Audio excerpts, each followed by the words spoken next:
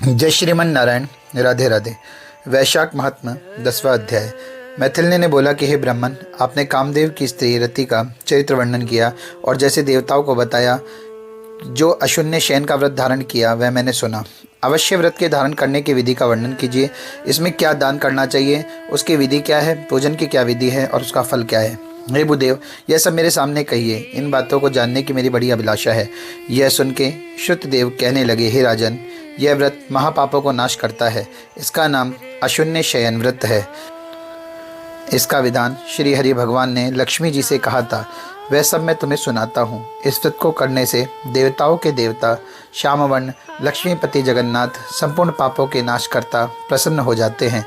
राजन, इस पाप नाशक व्रत के किए बिना जो गृहस्थ धर्म में प्रवृत्त होते हैं उनका सबका करना निष्फल हो जाता है।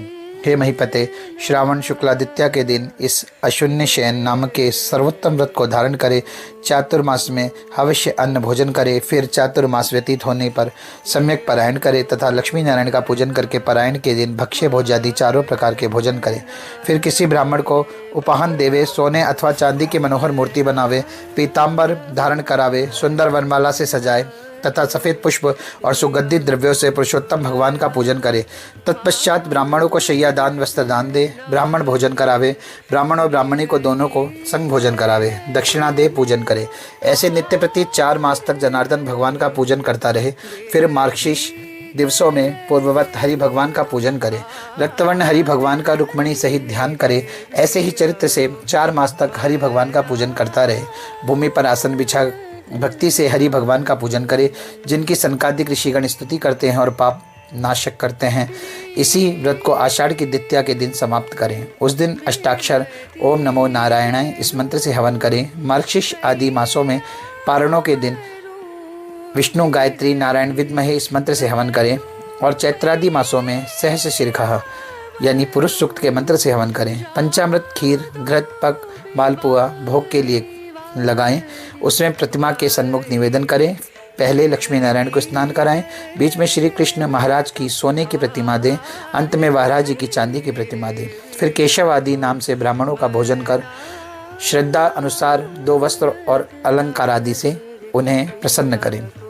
भोजन कर घी मालपुआ उपायनार्थ ब्राह्मण के निमित्त 12वें दिन दे। फिर पूर्वकल्पित प्रतिमा को संपूर्ण अलंकारों से आभूषित कर आचार्य को दे। शैया का संकल्प ले, उसके ऊपर लक्ष्मी नारायण का विधिवत पूजन करे। कांसे के पात्र दे। फिर अपूर्व वस्त्र अलंकार और दक्षिणा सहित किसी उत्तम वैष्णव और कुटुंबी ब्राह्मण को दे। ब्राह्मण की विधिवत पूजा करके ब्राह्मणों को भोजन करावें। दान मंत्र लक्ष्मियाँ अशून्य शयन यथा तव जनार्दन, हे जनार्दन, जैसे आपकी शैया लक्ष्मी से अशून्य है वैसे ही केशव इस शैया दान से भी मेरी शैया अशून्य हो। इस प्रकार भगवान की प्रार्थना कर अपने आप भोजन करें। पुरुष सौभाग्यवती स्त्री अथवा विधवा अशून्य शयन के निमित्त इस व्रत को धारण करें। हे राजन, वह अशून्य शयन व्रत विस्तार पूर्वक माई ने तेरे सामने वर्णन किया है। इसके करने से भगवान जगन्नाथ प्रसन्न होते हैं। ऐसे भगवान के प्रसन्नता के देवताओं को भी दुर्लभ कार्यों की प्राप्ति होती है और अनेक प्रजाओं की वृद्धि होती है। इस कारण से जैसे बने यह व्रत करना चाहिए। जो मनुष्य विष्णु धाम में जाने की इच्छा करता है उसको इस व्रत का अवश्य करना चाहिए। अब यह सब वर्णन हो गया, अब तुझे और क्या सुनने की इच्छा है वह सब बता। यह सुनकर राजा ने फिर श्रुतदेव से पूछा, हे महाराज, वैशाख में छत्रदान करने का क्या महत्व है, वह भी मुझे विस्तार पूर्वक बताइए, क्योंकि वैशाख के कर्तव्य शुभ कर्मों को सुनते ही मेरी तृप्ति नहीं होती। यशवर्धक और पुण्यवर्धक राजा के ऐसे वचन सुन श्रुतदेव जी महाराज राजा से कहने लगे कि जो कोई धूप में व्याकुल महात्माओं और वैशाख में क्षत्रिय दान करते हैं उनको अनंत फल मिलता है। यहाँ मैं एक प्राचीन इतिहास कहता हूँ। यह इतिहास वैशाख में किए छत्रदान की पुष्टि करता है। सत्युग में एक हेमकांत नाम का एक बंगाल का राजा था। यह कुशकेतु का पुत्र बड़ा बुद्धिमान बलवान था। वह एक दिन शिकार खेलता हुआ घने वन में चला गया। वहाँ अनेक प्रकार से मृगों और शुकरों को मारता हुआ बहुत थक गया और दोपहर में मुनियों के आश्रम में पहुँचा। उस समय शतर्ची नाम के ऋषि व्रत में मग्न समाधि लगाए हुए ध्यान कर रहे थे। उनको यह भी मालूम नहीं हुआ कि आश्रम में कौन है, अतः ऋषि ने राजा का उठकर सम्मान नहीं किया, जो कि तो निश्चल बैठे रहे। यह देख राजा क्रोध करके उन्हें मारने को उद्यत हुआ।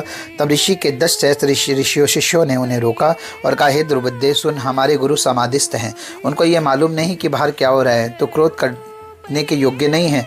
जब शिष्यों ने यह कहा तब क्रोध में वेल होकर कहने लगा, हे ब्राह्मणों, मैं थक गया हूँ, तुम्हें मेरी अतिथि सत्कार करना चाहिए। राजा के वसंसुर शिष्य बोले, हम भिक्षुक बिना गुरु की आज्ञा के क्या करें, हम तो गुरु के अधीन हैं, क्या आतिथ्य करें आपका। शिष्यों के ऐसे प्रत्युत्तर सुन राजा ने उन्हें मारने के लिए धनुष उठा लिया। बोला, मैंने तुम्हें दस्युओं और पशुओं से अनेक बार रक्षा की है, मुझसे ही तो तुम प्रतिग्रह लिया है, मुझे ये शिक्षा देते हो। ये कृतज्ञ अपने को बहुत बड़ा मानते हुए भूल गए हो, ये बड़े आताताई हैं, इन्हें मारने से कुछ दोष नहीं है। इस प्रकार तिक को रोका, धनुष से बाण छोड़ने लगा तो वे भागने लगे। उन्हें रोककर राजा ने उनसे 300 शिष्य मार डाले, तो डर के मारे शेष सभी शिष्य आश्रम छोड़कर भाग गए। जब सब शिष्य भाग गए तब आश्रम में रखी हुई वस्तुओं को पाप बुद्धि ने सैनिकों ने उन सब वस्तुओं को ले लिया और सबने खूब भोजन किया। इससे राजा का भी अनुमोदन था। फिर सायंकाल के समय राजा सब सेना को संग ले पुरी में आया। तब कुशकेतु ने अपने बेटे के दुष्ट व्यवहार को सुनकर बेटे की बहुत निंदा की और निंदा करने के बाद उसे पुर से बाहर निकाल दिया। हे राजन, क्षमाहीन पुरुष देश के शासन के योग्य नहीं होता। जब पिता ने उसका त्याग कर दिया तब राजा हेमकांत व्याकुल होकर गहन वन में चला गया, जहाँ उसने उन ब्राह्मणों की हत्या सताने लगी। उस गहन निर्जल वन में बहुत काल पर्यंत वास करता रहा और जीव जंतुओं को मारकर पेट भरने लगा। उन हत्याओं के पाप से उसकी कहीं भी स्थिति नहीं हुई, जहाँ तहाँ मारा मारा फिरने लगा। ऐसा दुरात्मा के 28 वर्ष व्यतीत हो गए। एक दिन तीर्थ यात्रा करते करते त्रित नामक मुनि वैशाख महीने में दोपहर के समय उस वन में चले गए। वह मुनीश्वर धूप से व्याकुल हो रहे थे, तृषा के मारे पीड़ित हो रहे थे। कहीं वृक्षहीन स्थान पर ऋषि मूर्छित होकर गिर पड़े।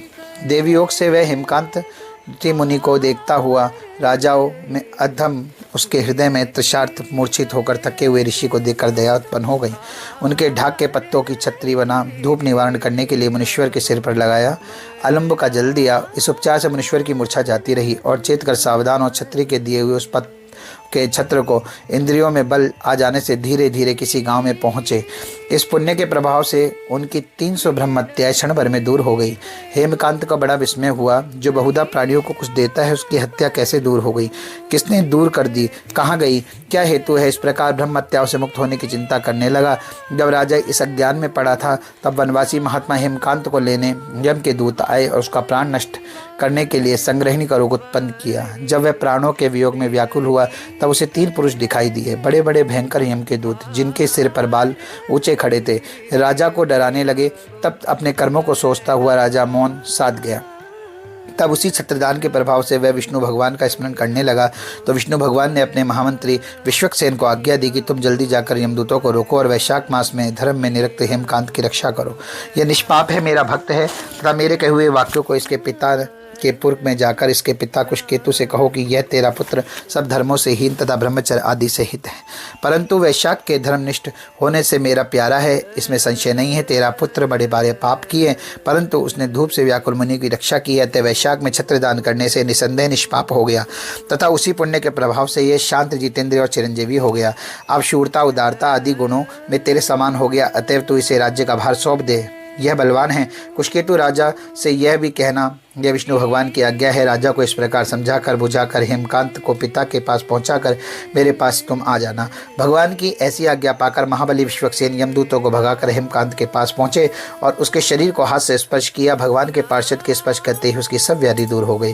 फिर विश्वक्सेन हेमकांत को अपने संग ले नगर को गया, जिसे देखकर कुशकेतु को बड़ा आश्चर्य हुआ और भक्त पूर्वक सिर झुकाकर पृथ्वी में गिर दंडवत कर भगवान के पार्षदों को घर के भीतर ले गया तथा अनेक प्रकार के स्तोत्रों से स्तुति कर अनेक उपचारों से पूजन किया। तब विश्वक्सेन प्रसन्न हो बोला, हेमकांत को आगे जो जो बात विष्णु भगवान ने कही थी वह सब सुनकर यही सुनते ही कुशकेतु ने अपने पुत्र को राज्यासन पर बैठा दिया और आप विश्वक्सेन की आज्ञा के अनुसार अपनी स्त्री सहित तप करने के लिए वन में चला गया। विश्वक्सेन हेमकांत का अनुमंत्रण करतला धन्यवाद देकर विष्णु भगवान के पास श्वेत द्वीप को चला गया। राजा हेमकांत वैशाख मास में कहे हुए शुभ धर्मों को करता हुआ प्रतिवर्ष ऐसा धर्म करता रहा, जिससे विष्णु भगवान प्रसन्न हुए, ब्राह्मणों से व्यक्त करने लगे। धर्म के मार्ग में स्थिर, शांत, दत्त, जितेंद्रिय, संपूर्ण जीवों पर दयालु, संपूर्ण यज्ञों में दीक्षित, सर्व संपत्तियों से युक्त, पुत्र पौत्रादि से संपन्न होता हुआ फिर संपूर्ण लोगों को भोकर विष्णु लोक को चला गया। वैशाख मास के धर्मों से अधिक कोई धर्म नहीं है। यह धर्म सुखपूर्वक हो कि इनके करने पुण्य भी बहुत होता है।